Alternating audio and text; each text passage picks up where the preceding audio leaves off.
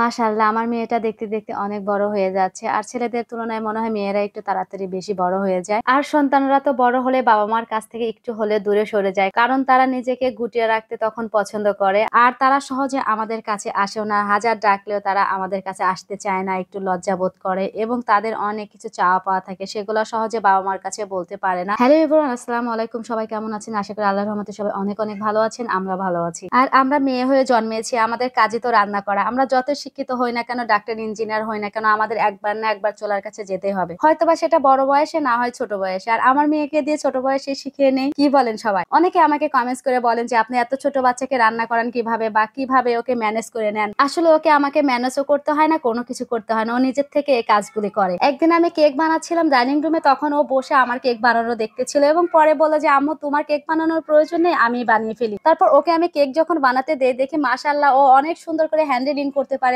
আমি ওকে যেভাবে বলিয়ে দিচ্ছিলাম ঠিক সেম ভাবে ও করতেছিল এবং আমার চেয়ে ও সুন্দরভাবে কথাগুলো গুছিয়ে বলতেছিল। তারপরে থেকে ওর শুরু হয়ে গেল এই ভিডিও করার জার্নি। আর বাচ্চাদের তো জোর করে কোনো কিছু করা অসম্ভব ব্যাপার। তাদেরকে জোর করে কখনো কোনো কিছু করানো যায় না, তারা যদি মনের থেকে যত সময় না চায়। আর আমার মেয়েটা তো অনেক জেদি, কারণ তাকে জোর করে কখনোই কোনো কিছু করা সম্ভব নয় এবং জোর করে তাকে কখনোই মুখ দিয়ে কোনো কিছু বলানো সম্ভব না। কারণ তাকে যদি আমরা একটু উচ্চস্বরে কথা বলি, তাতে সে দরজা বন্ধ করে বসে বসে কান্না করে। আর তো কাজ করানো দূরের কথা। আর আমি চেষ্টা করি প্রতিদিন একটা করে ভিডিও শুট রাখতে বা রিল শুট রাখতে, কারণ সাধারণত দেখা যায় অসুস্থ হোক বা যে কোনো সমস্যা হলে ভিডিও থাকলে এডিটিং করে পরে আমি আপলোড করে দেই। আর শুক্র শনি ওর টোটালি বন্ধ থাকে শুট, যে কোনো ধরনের শুটই বন্ধ রাখি, কারণ শুক্র শনি ওর বাবা বাসায় থাকে আর ও বেশি ঘোরাঘুরি করতে পছন্দ করে। দেখা যায় ওর বাবার সাথে বা আমার সাথে ঘুরতে যায়। আবার একদল লোক আছে বলে যে মেয়েকে ফোর্স দিয়ে আপনি ভিডিও গুলা করান, এটা ঠিক না। কিন্তু আপনারা বাসায় এসে দেখে যান আসলে ওকে আমি ফোর্স দিয়ে করাই কিনা। আর ওর এক্সপ্রেশন দেখলে তো আপনারা বুঝতে পারবেন যে ও কত আনন্দের সাথে ভিডিও গুলো করে। আর ভিডিও গুলো দেখতে হলে ফুল ভিডিওটা দেখলে আপনারা বুঝতে পারবেন। আর যদি একটু ভিডিও দেখে আপনারা অযথায় কমেন্টস করেন, সেটা তো মোটেও ভালো না। রিসেন্ট একটা ভিডিও